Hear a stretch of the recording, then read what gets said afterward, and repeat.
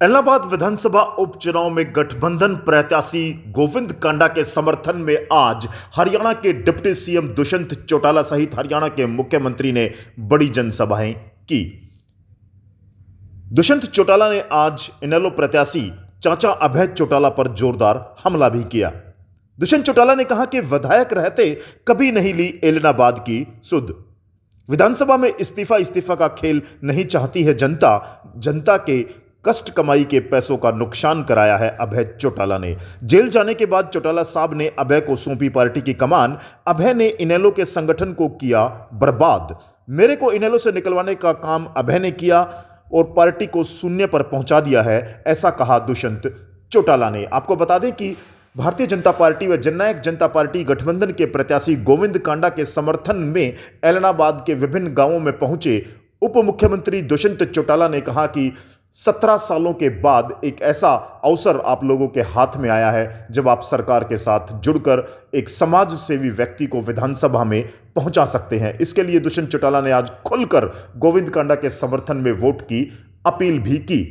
आपको बता दें कि एलनाबाद विधानसभा उपचुनाव को लेकर के अब जजपा भाजपा गठबंधन के तमाम शीर्ष नेताओं ने अपना डेरा एलनाबाद में जमा लिया है और लगातार जनसभाओं में बढ़ती भीड़ व कार्यकर्ताओं के जोश और उत्साह ने चुनाव की तस्वीर को बदलना शुरू कर दिया है। जैसे जैसे भाजपा और जजपा गठबंधन के नेताओं का कारवां एलनाबाद हलके के गांवों में पहुंच रहा है, वैसे वैसे कार्यकर्ताओं का जोश 7वें आसमान पर है। आइए सुनवाते हैं आपको क्या कहा दुष्यंत ने।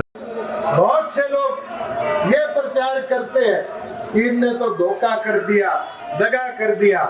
मैं तो एक चीज पूछना चाहूंगा, इलाहाबाद की जनता ने 11,000 वोटों के साथ इंडियन नेशनल लोकदल का एक विधायक बनाकर भेजा था और उस उम्मीद के साथ बनाकर भेजा था कि भाई विधायक जाएगा, प्रचार करेगा, प्रचार कर कर हमारे विकास की बात करेगा। 2 साल तो मैं विधानसभा में रहा, 9 महीने पहले इस्तीफा दिया था। कोई पूछने वाला हो, जब 5 साल के लिए आपको चुनकर भेजा, 1.25 साल में एक बार इलाहाबाद की बात नहीं करी और इस्तीफा देने के बाद कह दिया जब तक कानून वापिस नहीं होंगे मैं विधानसभा में नहीं जाऊंगा। अब दूसरा रूप सामने आ रहा है और रूप क्या है कि मुझे विधानसभा में भेजो। आगे छोरे कहने लग गए विधानसभा में भेज दोगे, कानून वापिस नहीं है फिर इस्तीफा दे देंगे। क्या विधानसभा के लिए इलाहाबाद की जनता इस्तीफा खेलना चाहती है? ये मौका आपके पास है, इस सरकार को मजबूत बनाओ, गोविंद जी को कमल का बटन दबाकर जिताने का काम करो और ये विश्वास मैं दिलाता हूँ, मेरी जिम्मेवारी है कि इलाहाबाद के विकास के लिए पूरी तौर पर मैं उतारे रहूंगा। मैं तो एक कहावत जरूर आपको बता सकता हूँ। एक बार एक राजा ने प्रण लिया कि मैं सबसे मजबूत आदमी के अपनी छोरी ब्याहूंगा और फिर उसके बारे में पूरे देश भर में भ्रमण करना शुरू कर दिया। घुमा फिरा के एक राजा मिला और उस राजा के पास कहते थे 58 तोपें थी, 98 बंदूकें थी। राजा ने कहा ये तो तोप बंदूकों वाला आदमी है, छोरी दे दो। ब्याह करा दिया।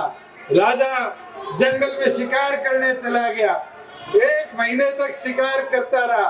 1 महीने वापिस आया, आकर देखा रियासत तो खंडर हो चुकी थी।